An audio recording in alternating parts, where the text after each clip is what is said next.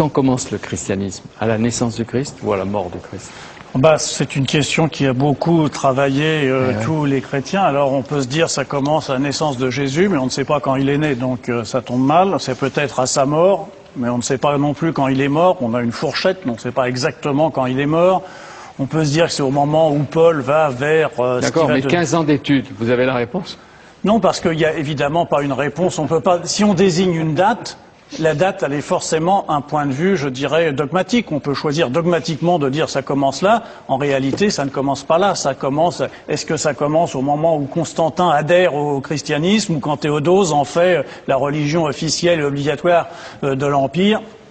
On ne sait pas. Vous savez, moi, je pense qu'il y a une vraie rupture, c'est vrai, entre à partir du moment où ça devient la religion officielle de l'Empire. D'ailleurs, il y a une chose très intéressante, c'est de voir que l'histoire chrétienne s'est quand même beaucoup nourrie de son martyrologe.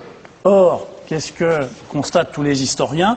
Il y a eu finalement assez peu de martyrs du temps des empereurs païens, enfin beaucoup moins que on l'a raconté ensuite, mais il y en a eu beaucoup plus à partir du moment où on est devenu la religion officielle et où de religion persécutée, on est devenu persécutrice. Alors là, il y a une rupture très forte et on a beaucoup cité la phrase célèbre d'Alfred Loisy qui disait oui. Jésus annonçait le royaume et c'est l'Église qui est venue. Eh bien oui, la séparation entre les deux n'est pas simplement une coupure, je pense que c'est vraiment un gouffre. Vous dites le christianisme devient romain alors qu'il était jusque-là plus oriental qu'occidental. Ah oui. Et vous montrez qu'il y a 16 surprises qu'aurait Jésus s'il revenait sur Terre.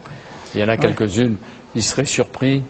Oh non, mais il serait surpris de beaucoup de choses. D'abord, la première chose dont il serait surpris, c'est simplement que le monde existe encore, puisque pour Jésus, il attendait, comme tous ceux de son temps, la fin des temps pour ceux de sa génération. Mon royaume n'est pas de ce monde, il paraît qu'il n'a pas dit.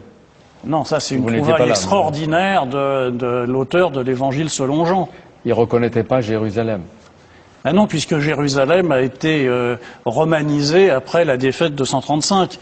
Enfin, il y a énormément de choses. Enfin, il ne reconnaîtrait pas qu'on le célèbre en image, il ne reconnaîtrait pas qu'on le prenne pour le Fils de Dieu, voire pour Dieu lui-même. Enfin, tout ça est absolument inconcevable dans la pensée. Il ne serait pas chrétien, quoi. Il ne l'a jamais été. Ouais. Il n'a jamais rencontré de chrétien, il ne l'a jamais été, il n'a jamais pensé ce que serait le christianisme. Le christianisme, alors...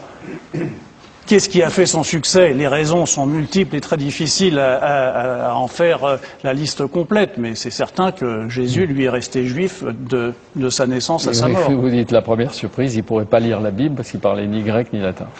Oui, enfin, il ne pourrait pas lire le Nouveau Testament. Ben oui, bien sûr, il parlait hébreu ou araméen. Il parlait peut-être les deux, mais... Alors, on a fait des théories, mais évidemment, on peut dire aussi, s'il était Dieu, bien sûr, il pourrait lire le grec sans aucun problème, mais... Ouais.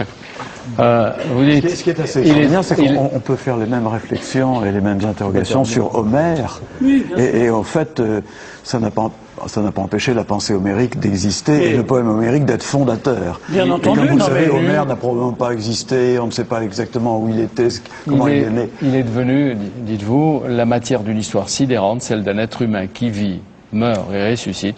Celle d'un homme ordinaire, humilié, torturé, assassiné, qui s'avérera être le Fils de Dieu, puis l'incarnation de Dieu, Dieu lui-même. Oui, c'est le chemin que fera le christianisme, qui finira par reconnaître un individu, et ça sera, à ce moment-là, on passera de Jésus au Christ, c'est-à-dire de la personne historique sur laquelle il n'y a aucun doute, contrairement à Homère. On est certain que Jésus, en tant qu'individu, a existé. Ensuite, on a construit une figure théologique qui est le Christ, qui amènera notamment le premier concile œcuménique à Nicée, où il faudra savoir si le Christ et Dieu sont différents, s'il y a une hiérarchie, on finira par conclure qu'ils sont de même nature. Vous auriez aimé le rencontrer quand même? Ah oui, depuis le temps. Depuis le temps que vous parlez de lui, que vous vivez avec lui. Je pense qu'on s'entendrait très bien. Ah oui, oui.